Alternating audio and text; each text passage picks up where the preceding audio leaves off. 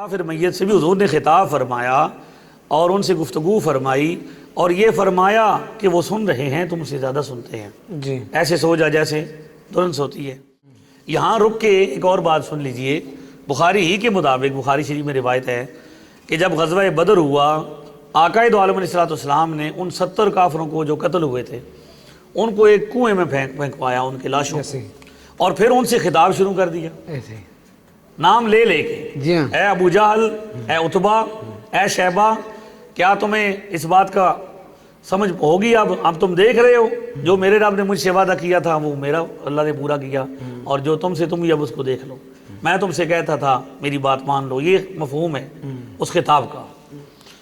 اب حضرت عمر تشریف فرما تھے، عرض پاس موجود تھے، عرض کیا یا رسول اللہ آپ ان سے خطاب فرما رہے ہیں جو جن کے اندر روح ہی نہیں ہے۔ بالکل ایسے حضور نے کیا ارشاد فرمایا صلی اللہ علیہ وسلم؟ صلی اللہ علیہ ارشاد فرمایا تم ان سے زیادہ نہیں سن سکتے، یہ تم سے زیادہ سن رہے ہیں۔ وسلم، کیا بات ہے۔ مطلب یہ ہوا کہ حدیث بخاری شریف تو یہ بھی بتاتی ہے کہ عام مسلمان تو عام مسلمان ہے، مومن تو مومن ہے، اب اللہ کے ولی کی اور پھر انبیاء کی بات کیا کریں؟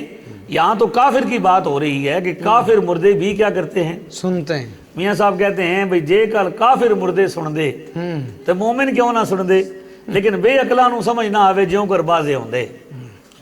مسئلہ یہ ہے کہ اب یہاں سے تو یہ ثابت ہوتا ہے کہ کافر میت سے بھی حضور نے خطاب فرمایا اور ان سے گفتگو فرمائی اور یہ فرمایا کہ وہ سن رہے ہیں تم سے زیادہ سنتے ہیں۔ اور اگلی جب میں نے کہا کہ بھئی بخاری میں یہ روایت موجود ہے کہ وہ جوتوں کی چاپ بھی سنتی ہے، بخاری کے اندر روایت یہ ہے کہ وہ بول رہی ہوتی ہے، وہ کہتی ہے مجھے جلدی لے آؤ، پھر اس کے بعد اسی روایت کے آخر میں ہے کہ جب اسے سوال ہو جاتے ہیں تو اس کو کہا جاتا ہے کہ تو سو جا، جی ایسے سو جا جیسے دلہن سوتی ہے، اور پھر اس سے یہ کہا جاتا ہے کہ یہ تیرا ٹھکانہ ہے جنت میں، اس کو جنت دیکھ لے۔ بندہ قبر میں ہوتا ہے ٹھکانہ اس کو تو میت نہ صرف سنتی ہے دیکھتی بھی ہے، دیکھتی اور بھی کہاں تک دیکھتی ہے؟ جنت تک جنت کہاں ہے؟ پھر جہنم دکھائی جاتی ہے، بھئی یہ جہنم دیکھ لو۔ وہ جو میت ہے وہ کہاں پہ ہے؟ زمین کے اندر ہے، جنت آسمانوں پہ ہے۔ میت قبر کے اندر ہے، منو مٹی اس کے اوپر پڑ چکی ہے۔ اسلامی عقیدہ یہ ہے۔ اب یہاں پہ ہم سائنس کو ڈسکس نہیں کر رہے۔